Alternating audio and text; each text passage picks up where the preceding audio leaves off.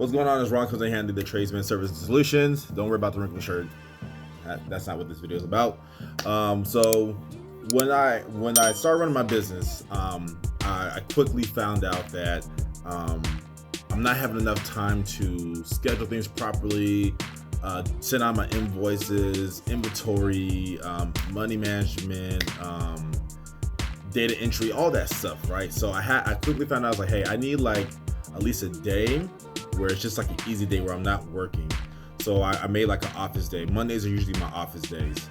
Either Mondays or Fridays are my office days, because Fridays I go pick up my kids. And I was like, okay, I have a window, like a 6-hour window, where I could wake up like at 8, 7 and do like 5 hours of like office work. So right now I got back to property management. That set me about 3 jobs. And I just contacted all of them right now, set them up for the next coming week. And now I'm about to respond back to the management, say, hey, contact the tenants. They said this, this, and this.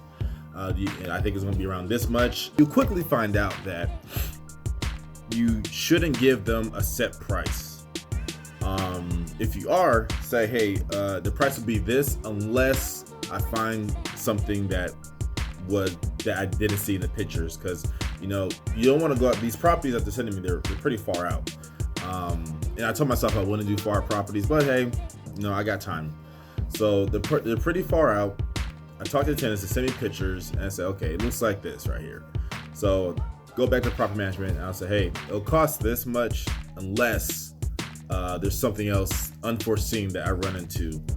For example, I just had a job beginning of this week where she said the water was leaking underneath the toilet. And I said, okay, that usually sounds like a bad wax ring, or the wax ring failed. So I got to the property, and I'll post a picture.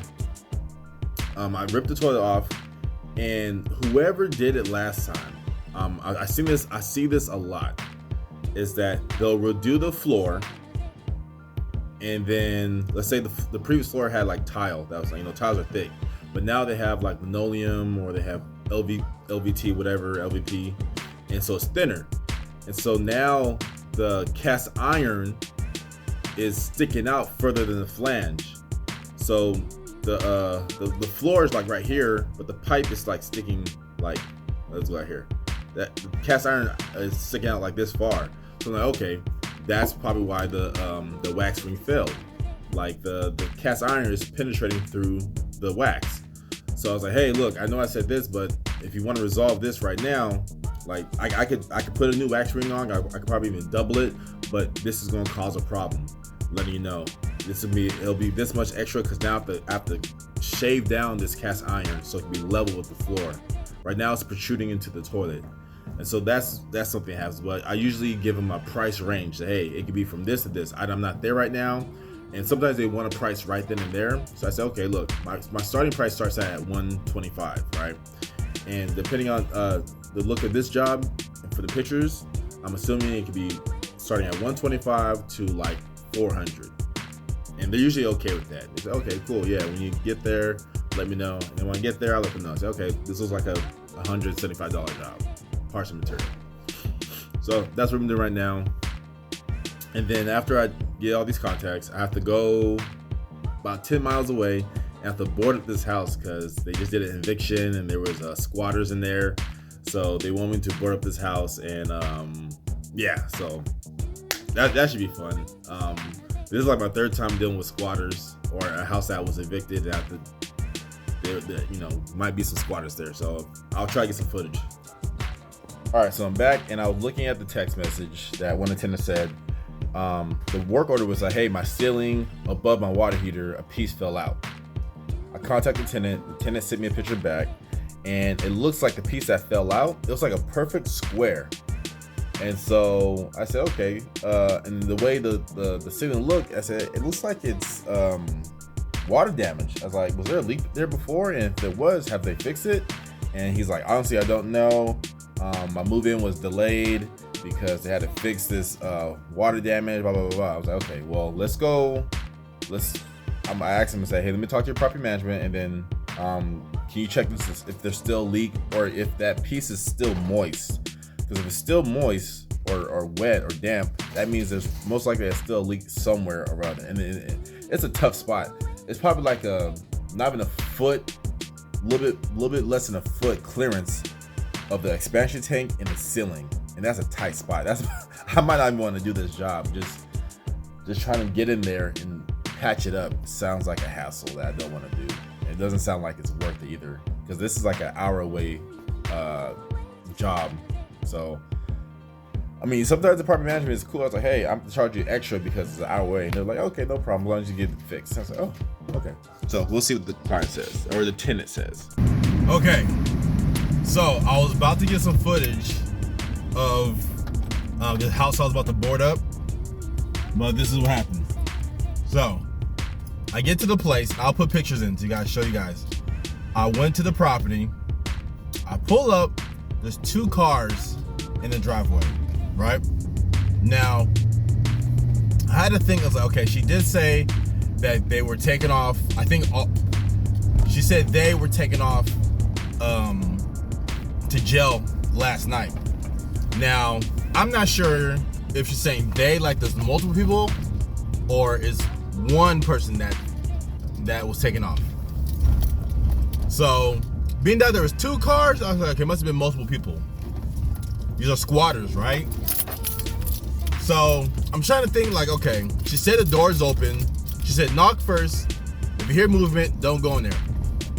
But then, and then she's like, if there's no movement, you don't hear anything, go in there and figure out how to board up the place. I said, okay, cool. I know how to board up the place. So I'm about to get out. This Mustang pulls up. He drives past me, makes a U-turn at the end of the street, comes back and parks right in front of his house. I said, uh-oh. I see him have a bag of food, and then I see his car has Uber on it. I said, okay, maybe it's Uber Eats. But then I'm like, even if it is Uber Eats, who's ordering food at this property? But then the guy walks straight in. Just the doors open, unlocked, walk straight in. I said, okay, they're back. So I text her, I call her, she doesn't answer. And so yeah, I just stayed there for a few minutes, but I was like, no, this is kind of stupid. I don't want to be in front of the house there, because they're probably watching me as I'm watching them. I noticed that the window is cracked open on the top floor. Again, I'm like, maybe because they got arrested last night, they didn't get a chance to close it. So then, and he had like a full bag of food, like it looked like Chinese food, like, you know, the Chinese containers like you get from Chinese foods, the cartons. That's what it looked like. The bag was full. And so then she finally texted me back. She's like, okay, thank you for trying. And that was it. Now I'm going to this other property. I knew I shouldn't have taken this property, especially if it's plumbing. I should not be taking plumbing jobs late in the day. And what late in the day is, I told myself I'll only do plumbing jobs first thing in the morning. In case something goes wrong, I have enough time to go to the store, get my materials, stuff like that. If it's late in the day, it always goes bad. And honestly, I wasn't supposed to do the plumbing job. I was supposed to check out this garage door that wasn't opening or closing. I fixed that. Sensors were not aligned. Easy. Then it said the washing machine wasn't filling all the way. Okay, I said, I don't know much about washing machine, but let me go check it out. Sure enough, it doesn't fill all the way. It does fill, but doesn't fill all the way. Then they're like, oh yeah, there's something wrong with the sink. I was like, well, that's not what your landlord told me, but let me go check it out. I'll put a picture. They use those flexible piping that you're not supposed to use. FYI, you're not supposed to use those. Those are convenient, but what happens is food gets stuck into the flexible bending. Food gets stuck in there, and it just piles up. So you're not supposed to use those. You just use it straight. Get it done right. If you don't want to do it right, you can't do it right yourself. Hire a plumber. Hire me. Somebody knows I know how to do it. Don't ever use that flexible piping.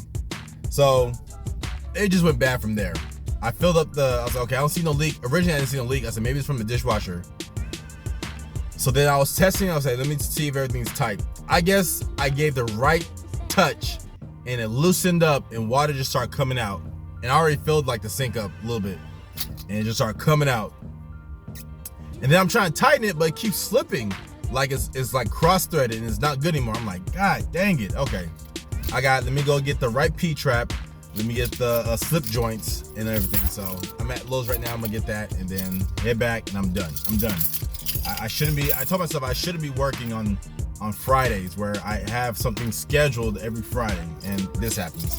I'll finish the time, I believe, but it just reminds me, don't do this stuff.